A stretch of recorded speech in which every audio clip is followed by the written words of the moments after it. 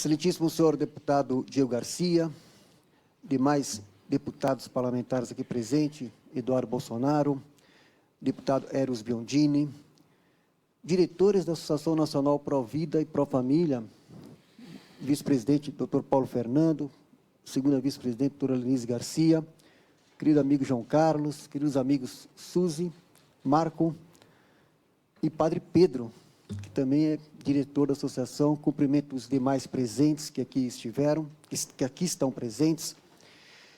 Caríssimos amigos, retornamos a esta Casa Legislativa às vésperas da votação da ação direta de inconstitucionalidade, a DI 5581, no Supremo Tribunal Federal, cuja relatora é a presidente do STF, ministra Carmen Lúcia. Requeremos a participação da Associação Nacional Pro Vida e Pro Família, como amicus curiae, ao que encaminhamos à ministra um minucioso estudo elaborado pela Associação Médica dos Católicos de Brasília, esse estudo aqui, assinado pelo Dr. Stefano Borges Pedroso, que é defensor público do Distrito Federal, cuja parte que diz respeito aos danos que o aborto provoca à saúde da mulher, quero trazer aqui, nessa audiência pública, nessa primeira parte, brevemente alguns pontos que considero relevantes para reforçar a necessidade que temos hoje em defender a saúde da mulher, vítima da falsa solução do aborto que lhe oferecem, e também a defesa do nascituro, penalizado com a morte, com assassinato cruel de uma vida humana inocente e indefesa, privada do direito à vida e causando assim para nós o horror dessa atualização da matança dos inocentes, patrocinada pelo Estado, quando o Estado existe para ser defensor da vida e da família, defensor da primeira e principal instituição humana, defensor da vida em sua fase mais fragilizada, defensor e promotor daquele que mais precisa de acolhida, de amparo, de suporte, de valorização efetiva. Mas o que estamos vendo é o Estado brasileiro sendo instrumentalizado por forças impondo uma agenda de organismos internacionais imbuídos de ideologias inumanas, com a mesma lógica que moveu, na antiguidade, o faraó egípcio e também Herodes, ao ordenarem a matança das criancinhas, para se voltar contra o que temos de mais precioso, o dom da vida. Na raiz de qualquer violência contra o próximo, lembrava o Papa São João Paulo II no Evangelium Vitae, há uma cedência à lógica do maligno, isto é, daquele que foi assassino desde o princípio. Esta conjura contra a vida avança cada vez mais nas expressões de violências e atentados contra a vida. Tudo quanto se opõe à vida, como seja toda espécie de homicídio, genocídio, aborto, eutanásia, suicídio voluntário, tudo que viola a integridade da pessoa humana. Todas essas coisas e outras semelhantes são infamantes. E ao mesmo tempo que corrompem a civilização, desonram mais aqueles que assim procedem do que os que padecem injustamente e ofendem gravemente a honra devida ao Criador. Espezinhada no direito fundamental à vida, é hoje uma grande multidão de seres humanos débeis e indefesos, como são em particular as crianças ainda não nascidas. E que direito humano é esse, que é o direito da mulher torturar e matar um ser humano inocente e indefeso dentro de seu próprio ventre? O direito de eliminá-lo com substâncias salinas, succioná-lo, quebrar-lhe os ossos e privá-lo do direito de nascer e ser acolhido como pessoa humana? É, pois, uma perversão de direito humano que se volta contra o ser humano.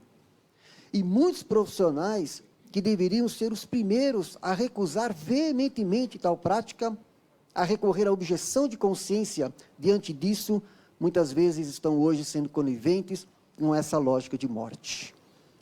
A própria medicina, que por vocação se orienta para a defesa e cuidado da vida humana, em alguns dos seus setores, vai se prestando, em escala cada vez maior, a realizar tais atos contra a pessoa e, deste modo, deforma o seu rosto, contradiz-se a si mesma e humilha a dignidade de quantos a exercem. Quando os defensores do aborto falam do aborto como questão de saúde pública, quero ressaltar que, por sermos defensores da saúde da mulher, é que queremos evitar os danos à saúde da mulher causados pelo aborto provocado. Nesse estudo, elaborado pela Associação dos Médicos Católicos de Brasília, destaca os argumentos contraditórios, inconstitucionais e eticamente inaceitáveis da ADI, acumulada com a DPF, requerida pela Associação Nacional dos Defensores Públicos, ANADEP, que pleiteia ao STF a descriminalização do aborto quando feito por gestantes infectadas pelo vírus Zika, nos casos de síndrome congênita, causada pelo vírus de Zika, salientando o objeto e objetivo abortista encapsulado e emaranhado na ADI acumulada de ADPF. Buscando ainda criar mais uma hipótese, sem limitação séria ademais, de aborto juridicamente permitido em nosso ordenamento. A tese da ANADEP padece de graves inconsistências lógicas, ancorando-se em meras suposições ou interpretações enviesadas de achados científicos, chegando inclusive a conclusões e avança pedidos frontalmente repelidos pela sociedade brasileira e absolutamente contrários ao nosso sistema jurídico, constitucional e legal, como já vinha falando agora há pouco o doutor Jacobina sobre isso. E mais, a ANADEP parece não ter considerado a abertura de perigoso precedente no ordenamento jurídico pátrio, a possibilidade de se autorizar aborto quando houver a confirmação ou a mera suspeita de gestação de feto com deficiência. E ainda ressalta no pleito da ANADEP a defesa da introdução de novos meios anticoncepcionais para corroborar a atual política fracassada que tenta assegurar o direito ao planejamento familiar e, o mais grave, a defesa do aborto em qualquer situação de infecção materna por zika virose, apoiado ou não em exames comprobatórios da infecção materna, constatado ou não a existência real de risco para o feto, verificado ou não a presença de anomalias fetais. Quanto a esse último tópico, percebe-se uma linha de argumentação que perpassa toda a inicial com o propósito de chegar a uma decisão jurídica favorável ao que eles chamam de interrupção da gravidez, eufemismo, ou seja, ao aborto em linguagem direta. A extensão dessa pretensão vai além da eugenia, alcançando potencialmente milhares de crianças sem nenhuma evidência de anomalias e sem risco de desenvolver anomalias. Conforme os próprios dados do Ministério da Saúde, dentre os casos notificados e os que realmente foram confirmados para microcefalia, confirmações muito reduzidas em relação aos notificados e muitos ainda sob investigação. O fato é que há muitas interrogações nesse campo, muitas imprecisões e muita instrumentalização da situação vulnerável de mulheres fragilizadas para justificar pretextos que trazem a elas sofrimentos e danos muito maiores. O estudo da Associação Médica de Católicos de Brasília destaca vários questionamentos, que rapidamente elenquei alguns para partilhar aqui com vocês. Os defensores do aborto se favorecem das imprecisões, das generalizações, da falta de conhecimento sobre o assunto, para influir os tomadores de decisão com a mentira, o sensacionalismo, os eufemismos e ambiguidades da linguagem. Na questão objeto dessa audiência pública, cabe afirmar, de modo retumbante, não é verdade que em todas as situações haja relação causal entre o vírus e a síndrome congênita. Não é verdade que todos os acometidos pela epidemia da Zika sejam também afetados pela microcefalia. Dos 9.514 casos notificados, apenas 20% aproximadamente foram confirmados. Isso mostra o quanto podem as imprecisões, o quanto podem ser imprecisos os critérios até agora disponíveis e, pois, o quanto pode ser inadequado impor uma dúvida e cobrar de uma mãe ou de uma família a decisão pela eliminação do filho no seu ventre. Não é verdade que todos os conceitos evoluem para a síndrome congênita de Zika. Estudo retrospectivo do surto na Polinésia Francesa, foi aqui referido pela doutora Denise Garcia, estimou, por modelos matemáticos, que o risco, possivelmente, situa-se em 1% quando a infecção ocorre no primeiro trimestre da gravidez. Não é verdade que todos os conceitos cujas mães foram acometidas pela Zika virose nasçam com microcefalia. Muitas crianças nascem sem problemas, mesmo quando a mãe, comprovadamente, sofre a infecção por Zika virose na gravidez. Portanto, a associação entre a gravidez e a síndrome congênita de Zika não pode ser vista como uma fatalidade. Não é verdade que oferecer à mulher a falsa solução do aborto significa estarem preocupados com a sua saúde. Isto é absurdamente inverídico. É mentira dizer que se quer o bem das mulheres, induzindo-as ao aborto. Um estudo que analisou 36 artigos científicos destacou que 13 artigos mostraram um risco evidente de pelo menos um dos transtornos mentais. Os mais citados foram a depressão, transtornos de ansiedade, incluindo síndrome de estresse pós-traumático e abuso de drogas, relatados no grupo de mulheres que provocou o aborto em relação às mulheres que tiveram parto.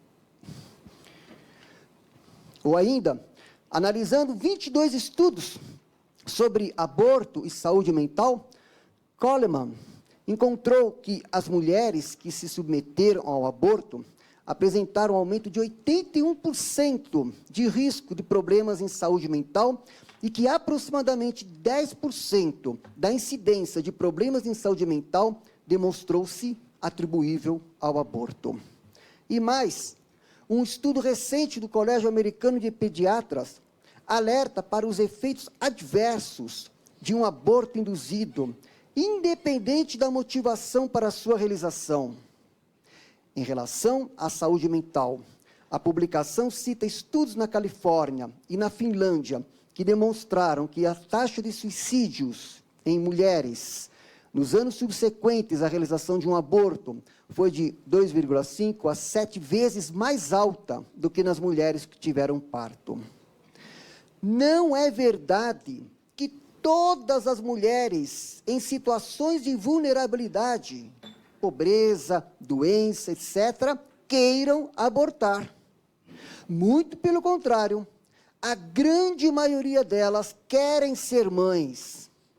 Não abrem mão da maternidade, mesmo nas circunstâncias mais difíceis, como vimos agora exibido aqui no vídeo apresentado.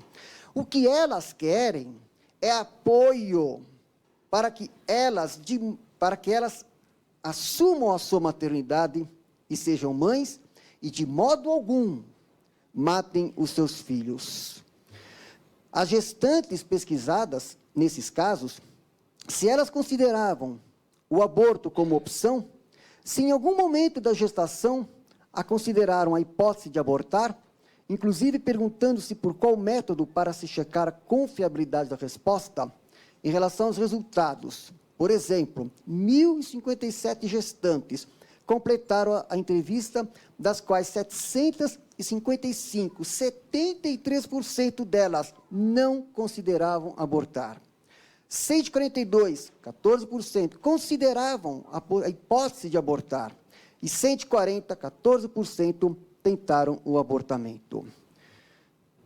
Nessa pesquisa. Diante de tantos estudos, pesquisas, estatísticas, etc., com a evidência dos fatos, podemos indagar. Como o aborto poderia ser a melhor solução para a mulher? Se os estudos comprovam, por exemplo, o maior número de mulheres com casos de depressão pós-parto, se comparado com o grupo de mulheres que não consideraram a hipótese de abortar. Como o aborto poderia ser a melhor solução, como propõe a ANADEP, se os seus efeitos e danos psicológicos tendem a ser mais severos do ponto de vista psíquico, se comparado com o pleno desenvolvimento da gestação. Diante dessa lógica de morte, dessa avalanche de ações e decisões contra a vida, nos indagamos clamorosamente: quem defenderá o indefeso? A criança concebida, vítima de tão cruenta violência, e também quem defenderá as mulheres indefesas, vítimas da desinformação, da pobreza e da maldade, daqueles que lucram com o aborto, daqueles que nada estão preocupados com a saúde da mulher. Portanto, exortamos, apelamos clementemente que a ministra, relatora da ADI 5581, presidente do Supremo Tribunal Federal, não decida contra a vida indefesa da criança inocente no ventre materno e das mulheres também indefesas. Nesse sentido, conclamamos a cada parlamentar que aqui está, nessa Casa Legislativa, fazendo apelo para deter o ativismo judicial do STF, deter a agenda abortista, que é uma agenda antivida, antifamília e anticristã, para aprovar a PEC pela vida, pelo bem de todos. Fico aqui, então, nessa minha primeira exposição, agradeço ao deputado e a todos os demais, e, num outro momento, tratarei, se for possível, de uma questão política sobre essa temática. Muito obrigado. Cedo a palavra ao senhor Hermes Rodrigues Neri. Bom, depois eu vou publicar aqui essa minha exposição na íntegra. Fiz mais um corte aqui, mas vou pelo menos destacar mais alguns pontos que eu acho relevantes. Eu já tinha dito isso no começo do ano, de que o governo brasileiro e as ONGs financiadas por fundações internacionais que promovem o aborto se mobilizaram para repetir o que ocorreu em 2012, quando o STF despenalizou o aborto em casos de anencefalia com a ADPF 54. Na época, durante a votação da referida ADPF, já se dizia: está aberta a porta para a legalização do aborto no Brasil, via judiciária, de modo sutil, sofisticado, gradual e por etapas. E é o que estamos vendo hoje, com os fatos confirmando essa realidade. E tal estratégia, como vimos na ADI 5581, cuja requerente é a ANADEP, visa alargar a agenda abortista no país e disseminar ainda mais a mentalidade contraceptiva com as sutilezas já conhecidas, induzindo a população a aceitar o aborto nesses casos, preparando assim as condições para que lá na frente o aborto seja reconhecido, inclusive, como direito humano. Vejam que a professora Flávia Piovesan, que é hoje secretária nacional dos direitos humanos, está ligada a esses organismos e defende o aborto como direito humano. Ontem, o STF autorizou matar os bebês anencéfalos. Hoje, poderão fazer o mesmo com os casos de microcefalia. Amanhã serão outras categorias. São, portanto, precedentes perigosos a favorecer um totalitarismo que vitimará os mais fragilizados da sociedade. Quis o Constituinte incluir como cláusula pétrea, no artigo 5º, a inviolabilidade da vida humana. Mas há aí uma omissão, ao não explicitar o desde quando deve-se garantir a inviolabilidade da vida humana. E por causa dessa omissão, o então ministro Carlos Aires Brito, em seu voto de 5 de março de 2008, ao justificar o uso de embriões humanos fecundados para fins de pesquisa científica, abriu-se lá o primeiro precedente, a porta aberta para a legalização do aborto, por etapas. Ele não reconheceu o embrião humano fecundado como pessoa, com justificativa ancorada no positivismo jurídico de Hans Kelsen, que via as questões do direito como problemas de técnica social e não moral. Daí a brecha para decisões imbuídas por uma ideologia que destrói a humanidade. Em seu relatório, ele recorreu ao subterfúgio do argumento jurídico, alegando que a Constituição brasileira, palavras dele, faz, aspas, um silêncio de morte sobre o início da vida, fecha aspas. E diante daquela omissão, só consideraria a proteção constitucional dos direitos da pessoa depois do nascimento, conforme a chamada teoria natalista, e desse modo não assegurou, naquele momento, o direito à vida ao nascituro. A vida passou a valer em parte e não mais por inteiro. O guardião da Constituição Federal foi categórico. Há duas distinções, dois instantes, o insubstituível início de vida e o momento constitutivo da pessoa, que ele não associou no mesmo instante. Passou a existir, então, uma brecha, a não dar proteção jurídica a esse interregno da fecundação ao nascimento, que deixou de contar, após as deliberações do STF, nesse campo da garantia constitucional de proteção da vida, pois, segundo Aires Brito, naquele assombroso voto, aspas, a nossa Magna Carta não diz quando começa a vida humana, fecha aspas. Em seu relatório, o ministro Aires Brito explicitou a atenção de dois posicionamentos divergentes acerca do conceito de pessoa humana. A partir de então, o STF fez a agenda abortista avançar. A partir desse conflito de posições, dessas duas posições aqui colocadas. Tal conflito de posições emblematiza o agudo impasse bioético da atualidade de dimensão salomônica e âmbito mais profundo também adâmica.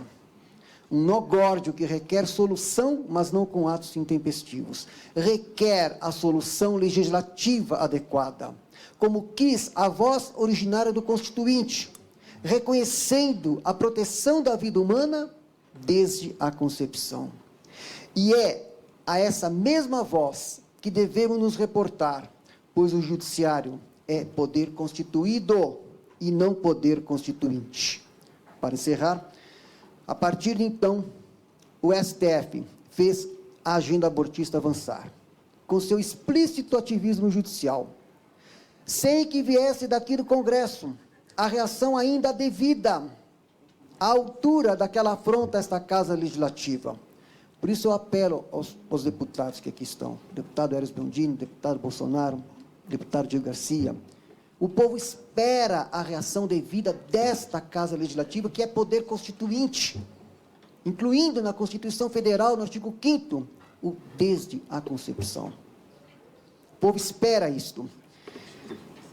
A reação devida à altura daquela afronta a esta Casa Legislativa, medidas eficazes, capazes de deter o ativismo judicial, seja por um projeto de decreto legislativo, para proteger o legislativo de tal ingerência por parte do STF, ou ainda a aprovação do PL 4754, 2016, que tipifica crime de responsabilidade dos ministros do Supremo Tribunal Federal a usurpação de competência do Poder Legislativo ou do Poder Executivo, e outras iniciativas também que o povo brasileiro espera vir dessa casa, também para que avance essas iniciativas, como a aprovação do Estatuto do Nascituro, a própria CPI do aborto, etc. Por isso, requeremos insistentemente aos parlamentares, tanto da Câmara quanto do Senado, para que priorizem a PEC pela vida, para que não haja mais essa omissão constitucional, para fazer assim com que o STF detenha o STF no avanço da agenda abortista. Muito obrigado.